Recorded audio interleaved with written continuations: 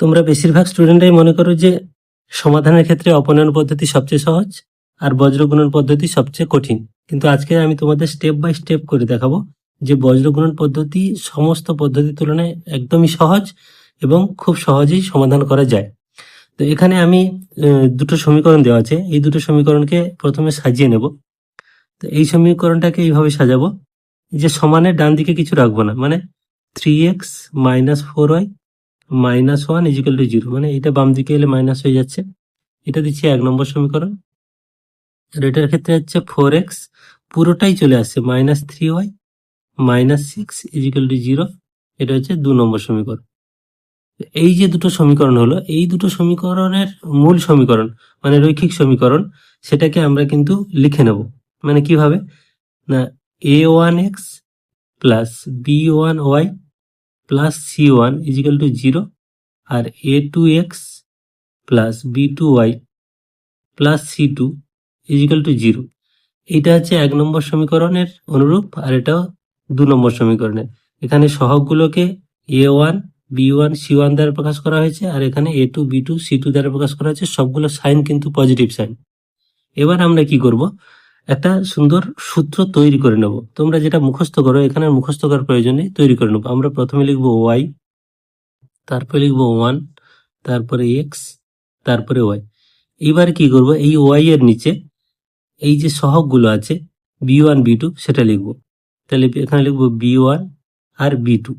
আর মূল আমাদের যে অঙ্ক দেওয়া আছে, যে সমীকরণ, সেখানে যে সহগগুলো আছে সেগুলো বাম দিকে লিখে নেব। এখানে কি আছে, অ্যাকচুয়ালি তো আমাদের প্লাস দিয়ে সমীকরণ, এখানে মাইনাস আছে, মানে মাইনাস মানগুলো আমাদের লিখতে হবে। তাহলে -4 আর -3। 1, এই 1 মানে কি বোঝাচ্ছে, ধ্রুবক এই দুটোর ক্ষেত্রে। এখানে কি আছে, -1 - 6, তাহলে আমরা লিখবো c1 c2, আর লিখবো এখানে ছোট করে -1 - 6। কেন এই মানগুলো লিখছি না, এইগুলো লিখলে তোমাদের পরের মানগুলো বসাতে খুব সহজ হয়ে যাবে, একদম ইজি হয়ে যাবে। এখানে দেখো a1 a2, তাহলে a1 এর জায়গায় আমাদের মূল সমীকরণে কি আছে, এখানে দেখো 3 আর 4 আছে, এখানে বসে নেবো 3, এখানে 4, আর y এর ক্ষেত্রে তো আগের মতো যা বসেছিলাম আমরা তাই বসাবো, b1 b2 -4 -3। এবার আমাদের এই কাজটা হয়ে গেল, মানে অঙ্ক অনেক সহজ হয়ে গেল। এবার লিখবো অতএব x বাই, আমরা যে সূত্রটা মুখস্থ করি আর সূত্র মুখস্থ করব না, এইভাবে লিখি আমরা 1y/1, সূত্র না লিখে ডাইরেক্ট লিখবো। কিভাবে না, আমরা এই তীর চিহ্ন দেব, এইটার সহগ এটার সহগ গুণ হবে, মাইনাস এর সহগ এর সহগ গুণ হবে। তাহলে আমরা কি করব, এই দুটো বসিয়ে নেব, -4 গুণ -6 মাইনাস -3 গুণ -1 হয়ে গেল। এবার ওয়াই এর ক্ষেত্রে একইভাবে বসাবো। কিভাবে, এইটা গুণ এইটা মাইনাস এটা গুণ এটা, তাহলে -1 × 4 মাইনাস এটা -6 × 3, এটার ক্ষেত্রেও তাই, 3 গুণ -3 মাইনাস 4 গুণ -4।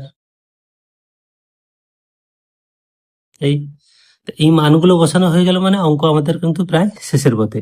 এবার কি করব, বা এক্স বাই, এই গুণগুলো আমরা করে নেব নিচে, -1 প্লাস 424 মাইনাস, এখানে মাইনাসে মাইনাসে প্লাস, প্লাসে মাইনাসে মাইনাস, এই জন্য মাইনাস দিলাম, 3 একে 3 সমান ওয়াই বাই, এখানে 4 একে 4 -4 হচ্ছে, আর এখানে মাইনাসে মাইনাসে প্লাস, 3 × 6 = 18 সমান 1 বাই, এখানে 3 3 9 -9, এখানে মাইনাসে মাইনাসে প্লাস, 4 4 16, মানগুলো আমরা কিন্তু বসিয়ে নিলাম।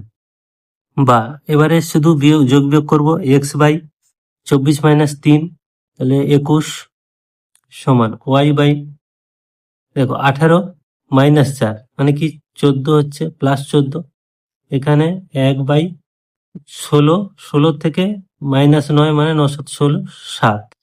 এইবারে আমরা একটা একটা ধরবো, এইটা সমান এটা, এটা সমান এটা, তাহলে এইটাকে ধ্রুবকের সঙ্গে এটাকে ধ্রুবকের সঙ্গে আলাদা আলাদা বসাবো। অতএব x/21 = 1/7।